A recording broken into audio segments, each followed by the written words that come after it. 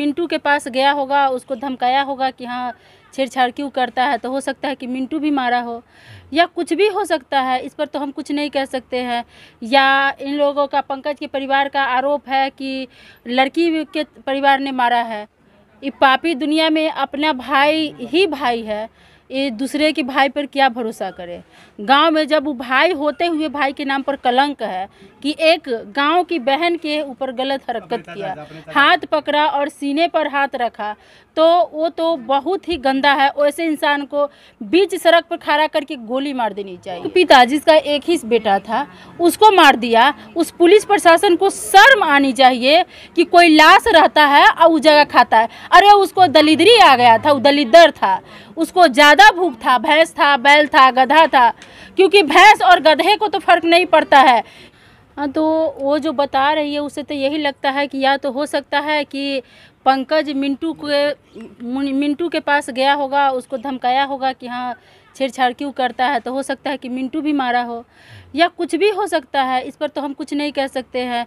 या इन लोगों का, पंकज के परिवार का आरोप है कि लड़की के परिवार ने मारा है और लड़की कह रही है कि जो दूसरा बात, अब इसमें तीसरा कौन फ़ायदा उठा रहा है।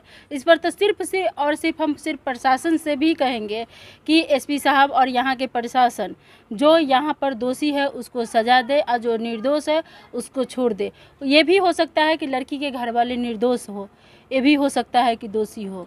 फिर एक नया एक और मोड़ आ रहा है, जो इस तरीके की बात होते हुए मिंटू राय के जरिए फिर रात में 11 बजे कुछ दबाव और कुछ है न धमकियां जा रही है सोनी यादव और दिलखुश यादव के परिवार पे कि बयान चेंज करने के लिए। इससे क्या साबित होता है?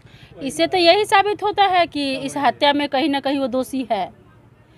इस हत्या में वो कहीं ना कहीं दोषी है, इसीलिए वो धमका रहा है। तो पुलिस प्रशासन से यही कहेंगे कि मिंटू राय को अपने कब्जे में ले करके वहाँ पर अरेस्ट करके ले जा करके और उससे भी कड़ी तरीके से अपने तरीके से पूछताछ करे और पता करे कि कहीं ना कहीं उसका हाथ तो नहीं।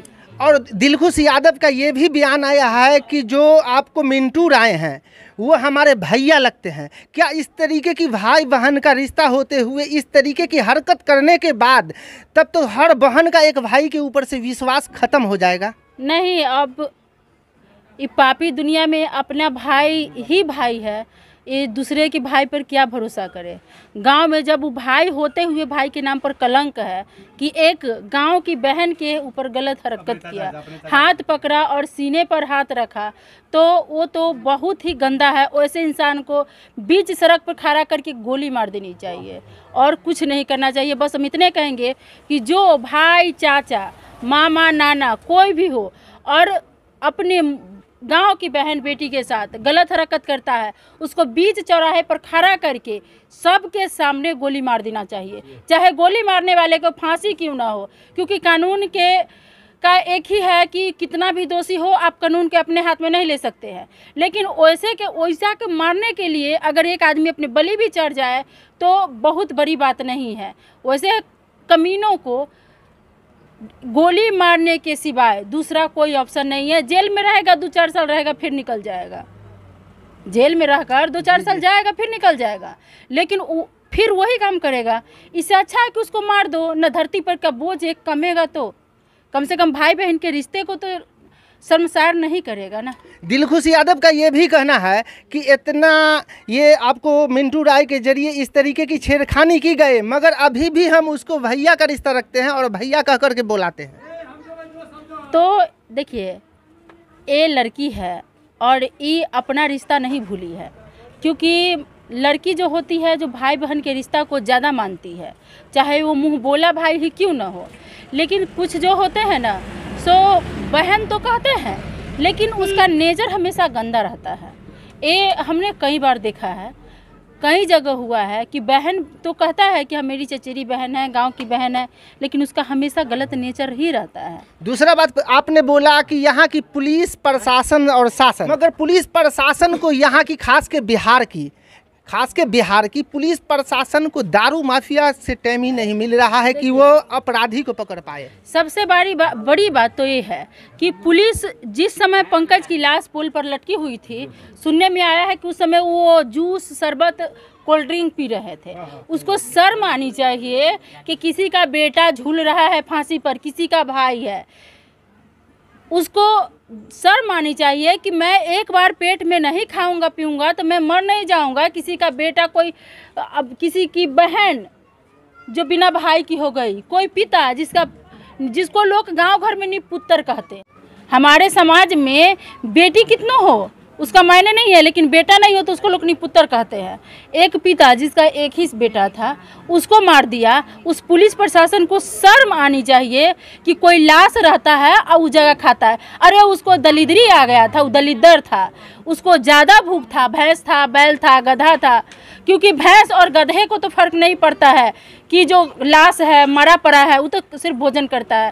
तो अगर जानवर ही था तो अपने थाने से खा कर आता, क्योंकि उसको सूचना तो 5 बजे सुबह मिली, आया 10 बजे। तो आखिर इतना जो बीच में टाइम था तो वो अपने घर से खाकर क्यों नहीं आया। और हम सिर्फ एसपी सर से और सिर्फ मुख्यमंत्री से नहीं, प्रधानमंत्री से भी ये कहना चाहेंगे कि आप भी थोड़ा ध्यान दीजिए, क्योंकि यहाँ का अर्थव्यवस्था बिहार का काफ़ी ख़राब है। ऐसे भी लोग जब से नीतीश कुमार जो अपना पलड़ा पलटे हैं तब से लोग कह रहे हैं जंगल राज आ गया है। और जंगल राज इसी से समझ में आता है कि जब से नीतीश कुमार आए हैं तब से यही सब चल। जो इतनी बड़ी घटना हो गई, कोई भी बिहार की पुलिस किसी भी जिला में आप जाइए, साफ हाथ में हाथ देकर के, कान पे ढेला देकर के सोई रहती है। आपको इसी से क्या लगता है? वादा तो सब करता है, इससे क्या लगता है? कितना बड़ा घटना यही नहीं हुआ है। सीतामढ़ी जिला के रेलवे स्टेशन पर कैंटीन जो चलाता था, कैंटीन मालिक का गला रेत कर हत्या कर दिया गया, वहाँ भी कोई नहीं आया। ये पहला जगह नहीं है, ऐसा बहुत सारा जगह है जहाँ पर नहीं। पुपरी थाना, सीतामढ़ी जिला अंतर्गत पुपरी थाना के परसौनी गांव में एक जिंदा लड़की, एक सही सलामत लड़की के देह पर पेट्रोल डालकर जला दिया जाता है। वो लड़की पूरी तरह जल गई और नदी में कूदी तो उसका पूरा शरीर जल गया था। इतना कपड़ा बचा था।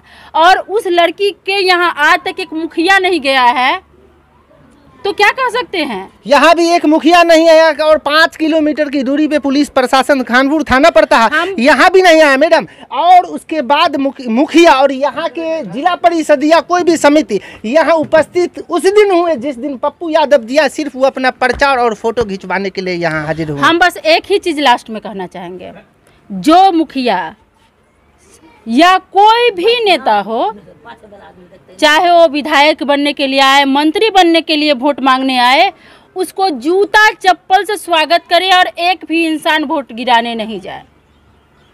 या तो किसी को ऐसा लगे कि कोई आदमी गरीब है जो हमारा सहारा बन सकता है, उसको बिना पैसा के दे। लेकिन क्या होता है, हमारे समाज ही गंदा है।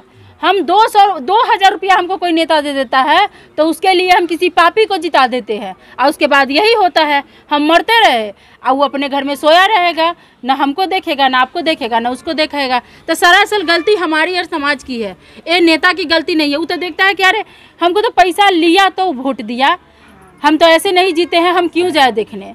लेकिन बिना पैसा के अगर जीता रहेगा तो उसको इतना शर्म लगेगा कि जो हम बिना पैसा के हमको जिताया है, जो हम थोड़ा देखते हैं, तो हम पूरा दोष समाज के देंगे।